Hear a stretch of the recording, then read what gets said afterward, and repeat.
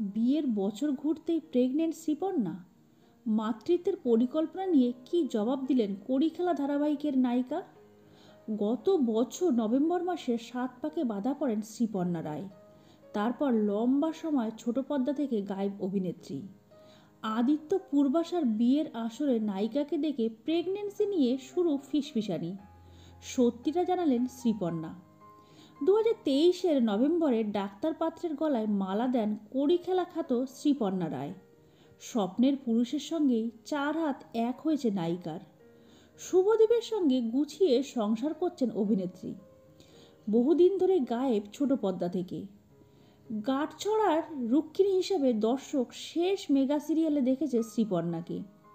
বিয়ের পর স্টার জলসার আধ্যাত্মিক মেগায় ফেরার কথা থাকলেও চটজলদি সেই সিরিয়াল বন্ধ হয়। তাই শ্রীপর্ণার আর ফেরা হয়নি। দীর্ঘদিন ছোট পর্দা থেকে দূরে। এর মাঝেই নায়িকাকে নিয়ে শুরু নতুন জল্পনা। গত রবিবার অভিনেতা আদিত্য চৌধুরী ও পূর্বাশার বিয়ের রেজিস্ট্রির আসরে পৌঁছেছিলেন শ্রীপর্ণা।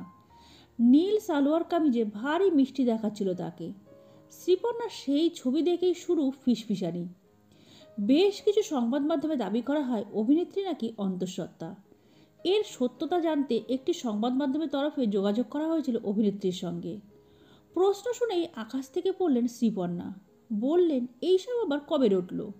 বিশ্বাস করুন, আমি অন্তঃসত্ত্বা নই। আপাতত গুছিয়ে সংসার করছি। সবাই তো দুজনে জীবন শুরু করলাম। বিয়েবাড়িতে একটু খাচ্ছিলাম, সেই সব দেখেই লোকে এসব কথা বলছে।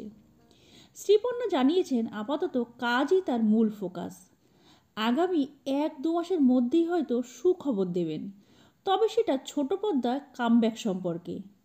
তাহলে মাতৃত্ব নিয়ে কী ভাবনা তার? স্পষ্ট জবাব, এখনই 2 থেকে 3 হওয়ার পরিকল্পনা নেই। কড়িখেলা ধারাবাহিকের পারমিতা নিজে মুখে কিছু না বললেও টেলিপাড়া সূত্রের খবর অ্যাক্রোপলিস এন্টারটেনমেন্টের নতুন মেগায় দেখা যেতে পারে অভিনেত্রীকে। বাকিটা ক্রমশ প্রকাশ্য। তো বন্ধুরা, আজকের ভিডিওটা এই পর্যন্ত। পরবর্তী বিনোদনমূলক ভিডিও নিয়ে আমরা খুব তাড়াতাড়ি ফিরে আসবো। ততক্ষণের জন্য সবাই খুব ভালো থাকবেন, সুস্থ থাকবেন। দেখাবে আগামী পর্বে। নমস্কার।